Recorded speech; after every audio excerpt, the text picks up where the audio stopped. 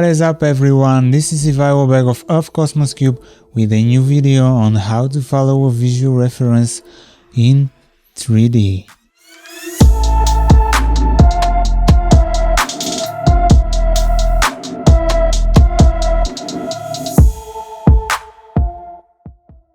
Aha, here it is. Here is the algorithm that we follow in order to achieve a visual identical render following a reference image. As you can see, this is separated into main parts. First of them is the composition and the second one is the mood. The composition itself contains some bullet points. First one is the frame, second one camera, and third one is the objects. And the mood contains setting up the sky, lighting settings, light color and shadow color. Having the algorithm, let's get started and dive into each one of them. And here's the image that we chose for this. It's a fairly simple composition, easy to follow. It has a nicely warm and simple mood, but I find it perfect for the purpose of guiding us through the process of matching a reference. We are kicking off with the composition, and the first bullet point being part of it is the frame, so we are jumping straight into matching the frame. What we simply need to do here is to match the proportions of the frame. In every rendering software there is a window where you can directly type in the dimensions of the image. You can check this straight from the image properties and type them into your rendering software.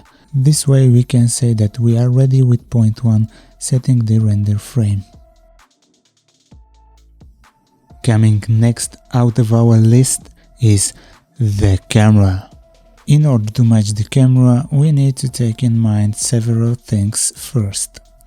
Matching a camera could be a very difficult task, but I believe there are plenty of videos in YouTube explaining how to match a camera. Perhaps we can make another one, but for the purpose of this video here, I am not going to expand on the topic too much. I will just say 3 things. The first one is do your homework and check how most of the architectural photographers take their photos.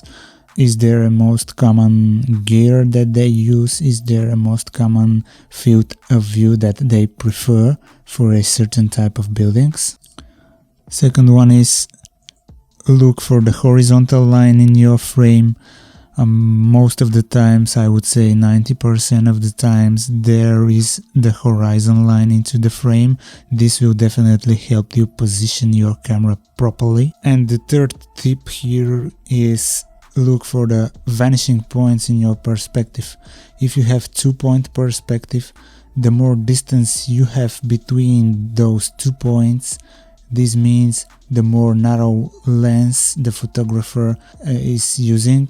And the more and the opposite, if you don't have too much of a distance between those vanishing points, or for example if you have both of the vanishing points into the frame, this means that the perspective is very strong, the field of view is very wide, and therefore the focal length is very small.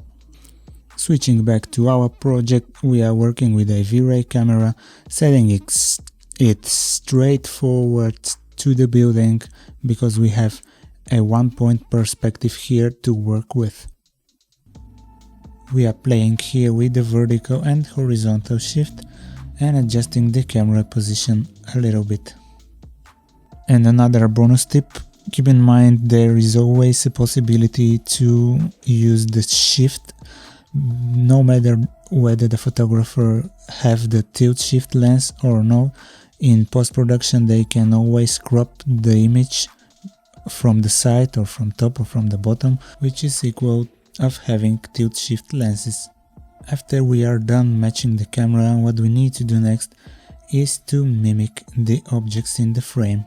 First of all, we need to find the 3 main areas in the image, the foreground, the middle ground and the background, and then we need to identify the objects in those areas and decide which of the objects are important and which of the objects are not important at all. As I'm talking about the importance, main characteristic of how one object is more important than another is their size in the frame. If we have a big object in the foreground, there is no way to say that this object is not important. And working in the archivist, there is definitely a house or another type of building that we are actually visualizing. It normally sits in the middle ground due to its size, so we need to find the balance between the foreground objects and our building, so we are not getting distracted by some fancy unusual stuff happening in the foreground. As you can see, we are pretty much done with placing the objects.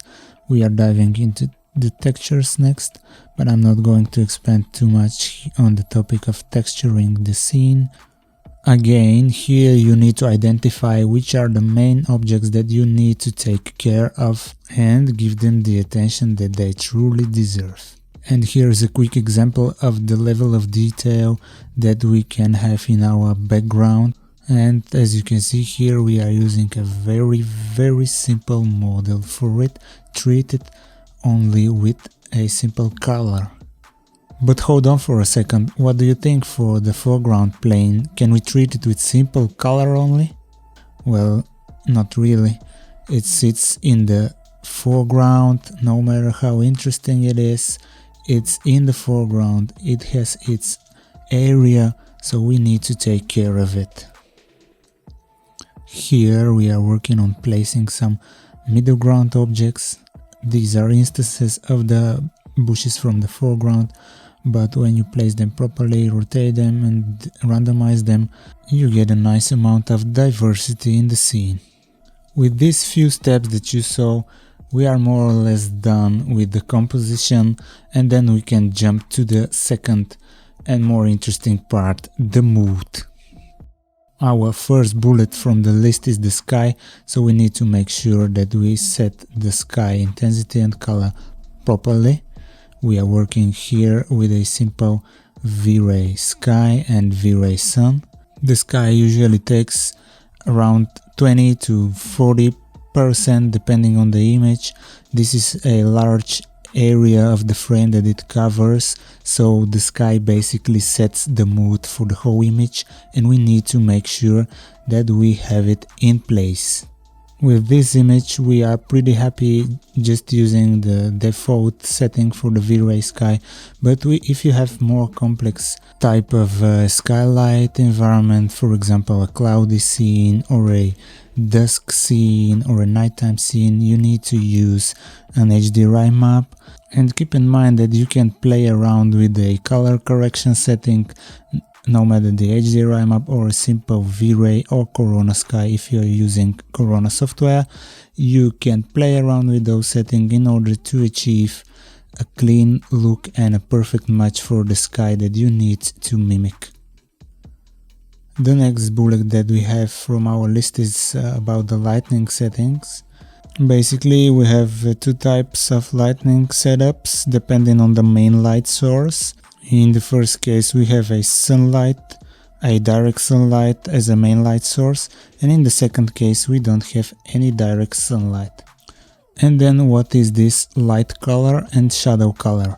Depending on the case, if we have a sunlight for the main light source, for example, the light color is the color casted by the sun, and the shadow color is the color that is received in all the areas which are not directly emitted by the sun. Instead, those areas are illuminated by the lightning coming from the sky. So in our scene we don't have an area which is not receiving any light at all. If we take the sun out of the equation and we end up with a nighttime scene, or maybe an overcast scene, we can see that our main source of light will be the sky. And therefore all the previously considered shadow color will be considered now a lightning color. And with the less light sources we have less things to worry about, or I just hope so. When we enter a nighttime scene we need to switch on all the interior lights as our secondary light source, and we need to take care of them too. Jumping back to our image, we start off by exploring the direct sunlight into our image, and having those flat white surfaces on the building is very helpful, and we can fairly simply identify the position of the actual sun. Another parameter to play around with is the sun size multiplier and the sun intensity. This is to achieve the perfect softness of those shadows that we see in the initial image. And also adjusting the sun filter color makes it easy to achieve the perfect color that we see illuminated on our building by the sun. Getting to the last bullet from our list here, which is the shadow color.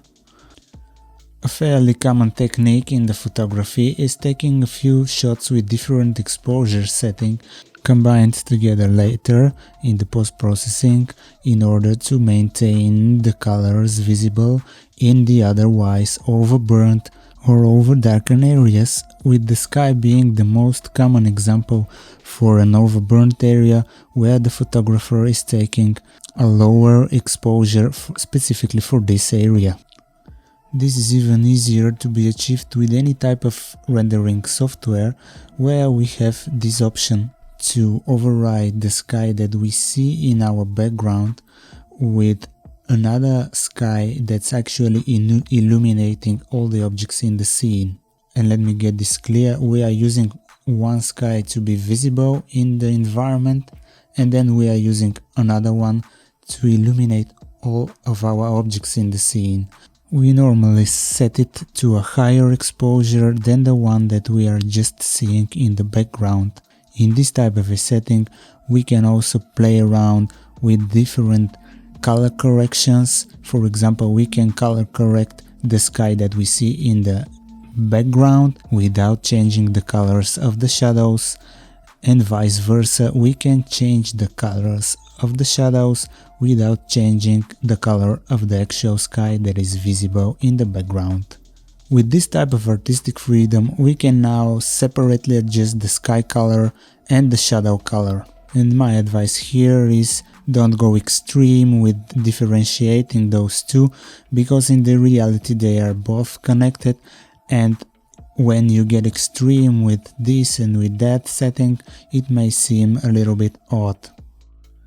And this is our final render, what we have done until now following the script compared to the original image. We need to add a massive amount of details here, but I will save your time watching me doing it, because this is perhaps a subject of another video, and here I believe we pretty much covered all the aspects of visually matching a reference image.